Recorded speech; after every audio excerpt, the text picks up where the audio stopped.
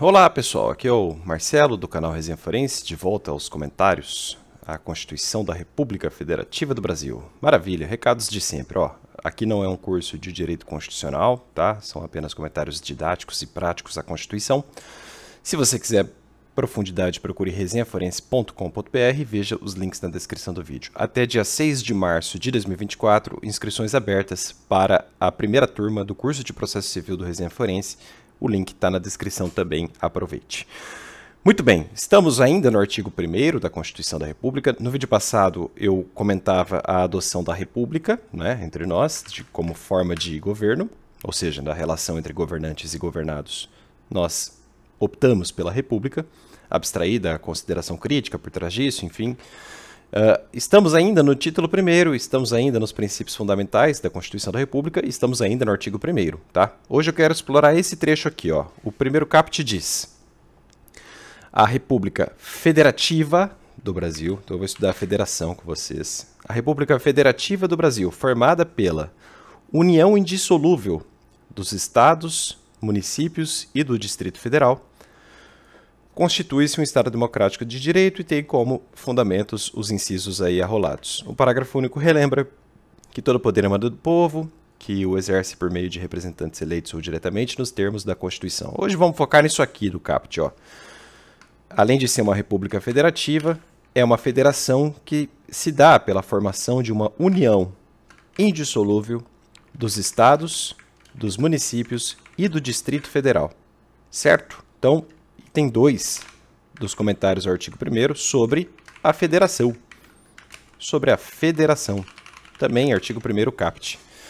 Bom, primeira coisa sobre a federação, eu queria citar aqui um projeto do próprio Resenha Forense, do meu querido amigo e agora professor também, Ricardo Botelho. Ricardo é um dos mais brilhantes alunos que eu tive aqui no Resenha Forense. Quem sou eu para chamá-lo de aluno, enfim. Mas um dos colegas que eu fiz, um dos amigos que eu fiz aqui no Resenha Forense, um dos mais preparados. O Ricardo é muito bom.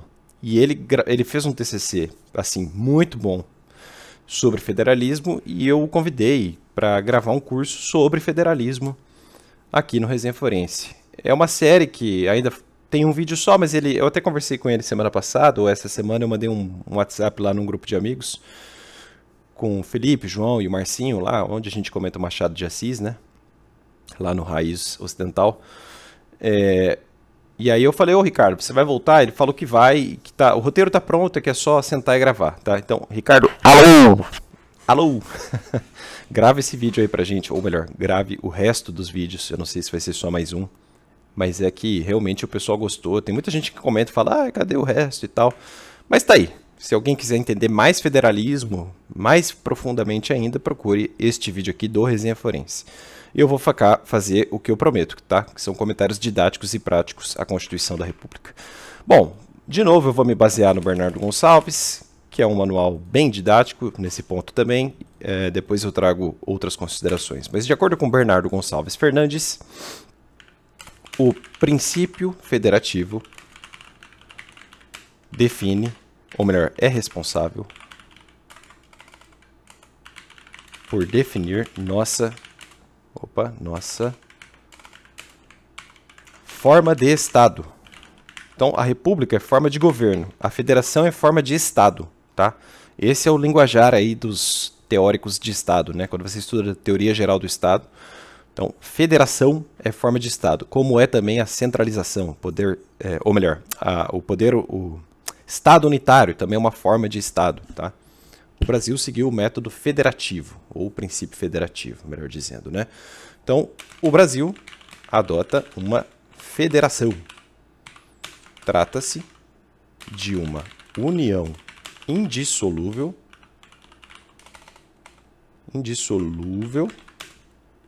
de organização, ou melhor, de organizações, no plural, de organizações políticas dotadas de autonomia. Então, todo ente federado tem, em tese, autonomia. Tá? Eu não sei se no Brasil a gente tem tanta autonomia assim. Às vezes mais, às vezes menos. O Ricardo até aprofunda aqui essa questão. Eu vou tentar trazer um julgado ou outro para tentar explorar esse assunto aqui também. Tá? Então, de acordo com Bernardo Gonçalves, a gente tem uma coletividade, um povo que se organiza, forma um Estado e adota como forma de Estado a federação. Tá? Então são criados entes federados que têm uma personalidade jurídica própria, sem prejuízo de uma união indissolúvel, certo? Abre-se mão de algum modo e, em algum grau, da soberania, pois há divisão interna de competências e de atribuições. Mais tarde, quando eu comentar com vocês aqui os artigos 20 e tantos ali da Constituição, 21, 22, isso tudo vai ficar mais claro. E esse assunto é complexo no Brasil, tá? Ainda mais, bom, em qualquer estado a federação é difícil de ser entendida. Sobretudo quando a gente pega os arranjos históricos, né, de cada nação. O Brasil nasce com um império, com um estado centralizado e tudo bem, ele tinha sua divisão ali, né, administrativa, mas a Federação Republicana Brasileira tem um desenho muito diferente dos Estados Unidos, né? Então a nossa é muito mais, como se diz, artificialmente arranjada, né? Então é meio que na canetada e com base em algum ranço histórico de poder, sem dúvida alguma. Mas nos Estados Unidos a coisa foi muito mais costumeira e muito mais talhada lenta e gradualmente ao longo dos anos, né? Então eu acho o federalismo americano menos artificial que o nosso. Enfim, mais estruturado pela força da história. Tá?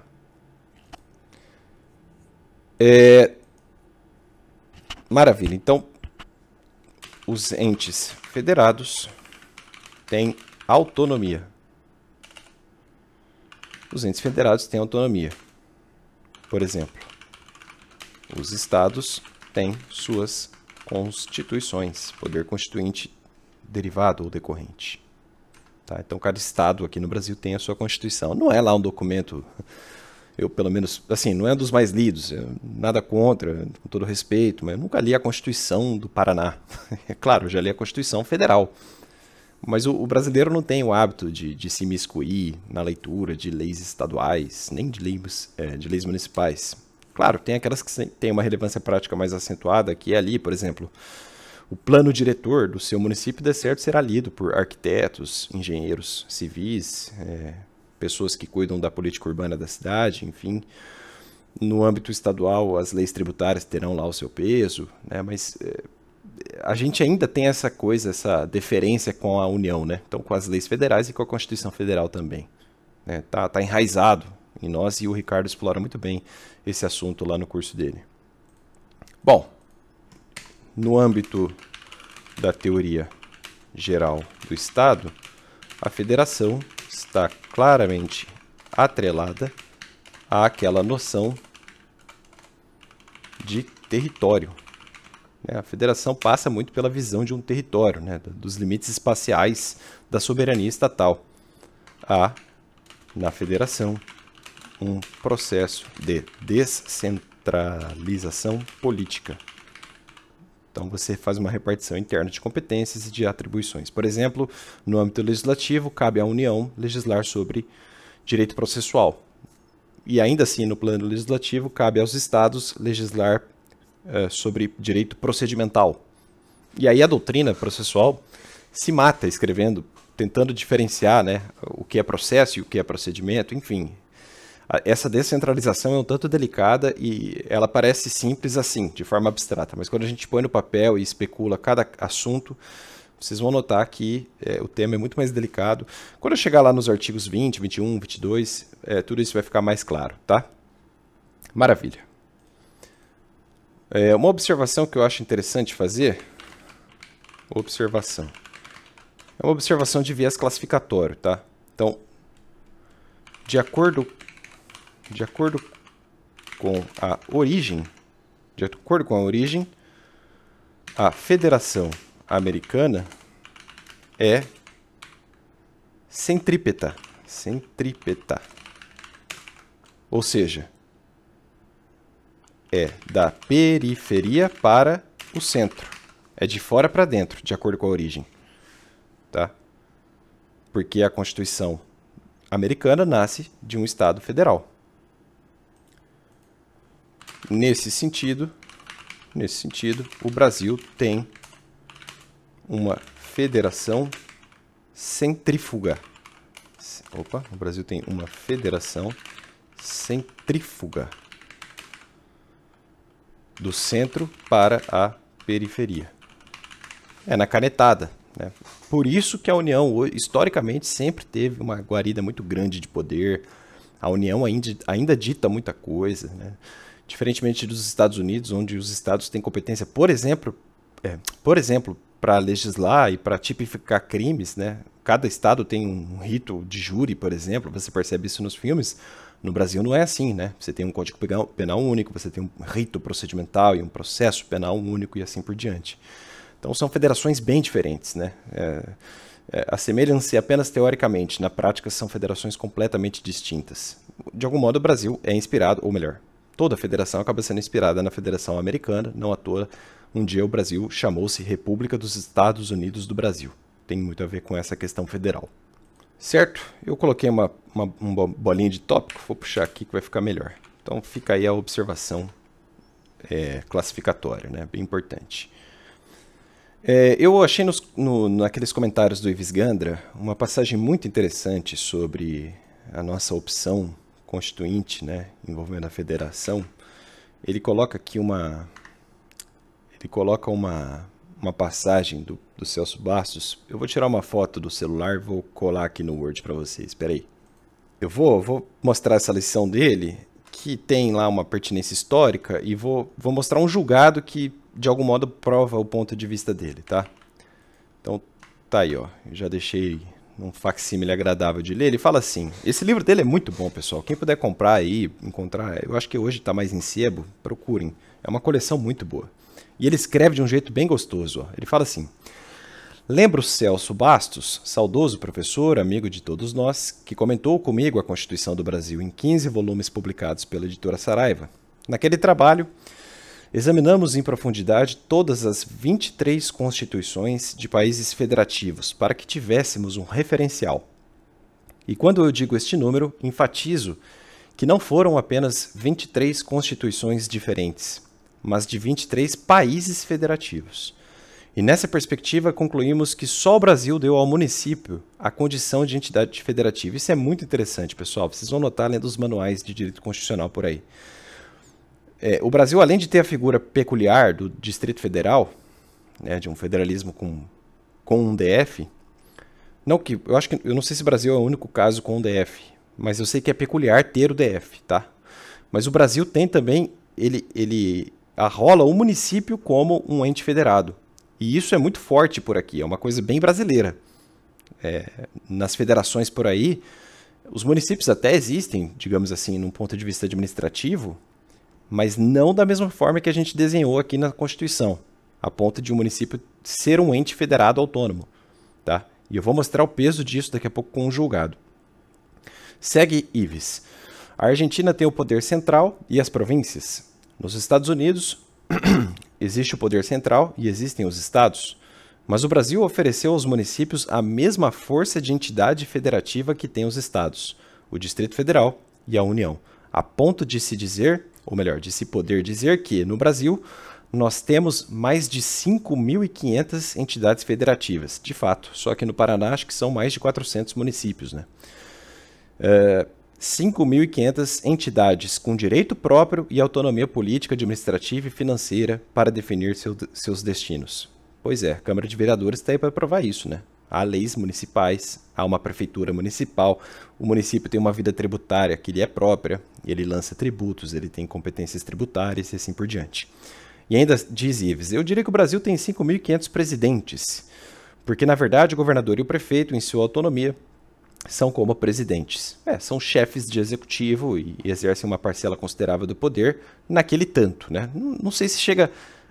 Eu entendi o que o Ives quis dizer aqui, talvez querendo enaltecer esse lado da autonomia municipal, mas não é o mesmo poder. Claro, um prefeito municipal não tem o mesmo poder que um presidente da República, sem dúvida alguma, né?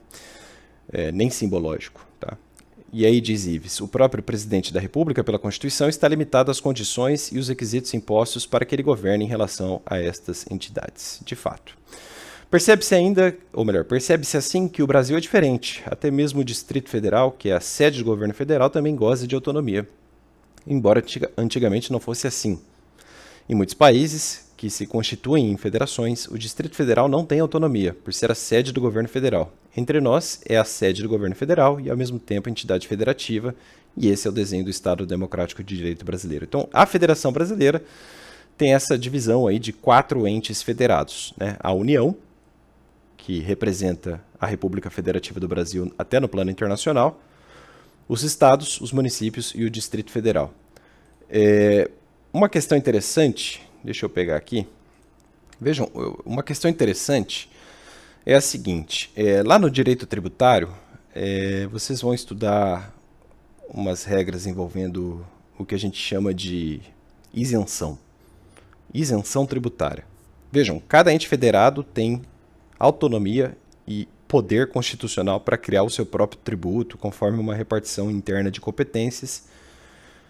Isso sofreu profundas mudanças aí com as recentes reformas tributárias, a gente vai acabar comentando porque está no texto da Constituição da República, mas há uma regra, um mantra, segundo o qual a União não pode criar uma isenção heterônoma. É dizer, não pode a União, justamente porque estados, municípios e Distrito Federal gozam de autonomia administrativa e jurídica e política também, não pode a União querer se meter, por ser supostamente maior, numa política tributária interna do Estado para ditar o seguinte, olha, o Estado não vai poder cobrar tal taxa nesse tal caso, porque eu criei uma lei federal que deixa o sujeito isento dessa cobrança. Isso não pode acontecer. É uma regra de direito tributário importantíssimo. Para quem quiser ver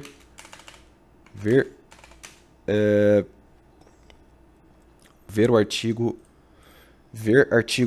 151, inciso 3º da Constituição.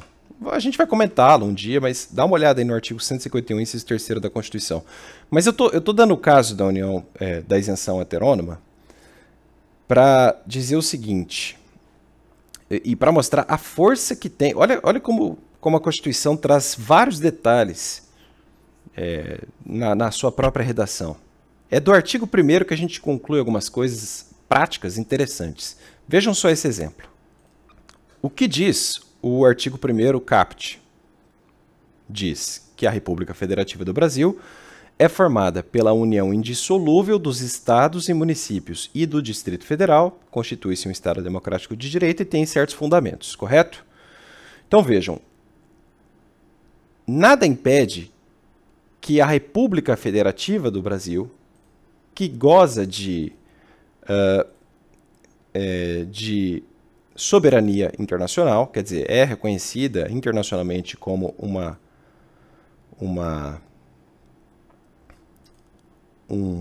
nação, um Estado autônomo e independente. Deixa eu só preencher isso aqui, pera lá. Aí, bem melhor. É isso que eu queria mostrar. Então, a República Federativa do Brasil é reconhecida no plano internacional como um Estado autônomo, independente, respeitado, etc, etc. Claro que no plano interno a gente segue essa mesma premissa. E por que eu estou falando disso? E de isenção heterônoma, etc, etc. Porque vocês vão estudar em direito tributário que um tratado internacional poderia criar uma isenção heterônoma. Vejam, o presidente da República, o chefe do executivo brasileiro, o chefe da República Brasileira é o presidente da República. República esta que é formada por uma união indissolúvel de estados, municípios e Distrito Federal, certo? Então, o chefe da República Federativa do Brasil é o presidente da República. Quando o presidente da República representa a República Federativa do Brasil, no plano exterior, no direito internacional, ele assim o faz em nome de todos. E ele está legitimado constitucionalmente para tanto. Ele é o chefe de Estado. Ele é chefe de todo mundo, digamos assim, da união indissolúvel. Ele representa a união, sem dúvida, mas representa a união indissolúvel. Então, quando um tratado de direito internacional, claro, ratificado, observados os trâmites de direito internacional público, quando o Brasil participa de um tratado internacional que cria uma isenção, sem dúvida, heterônoma, Este tratado não afronta o artigo 153 da Constituição da República. Este é um julgado famosíssimo do Supremo. Eu já vou deixar na lousa aí para quem quiser estudá-lo depois. Recurso extraordinário 229096 do Rio Grande do Sul. Está aí o relator do originário, o relatório do acórdão, quando foi julgado, etc, etc. É um RE. Vejam este RE depois, que explica essa situação. Tá? Porque vejam, na isenção feita por tratado internacional,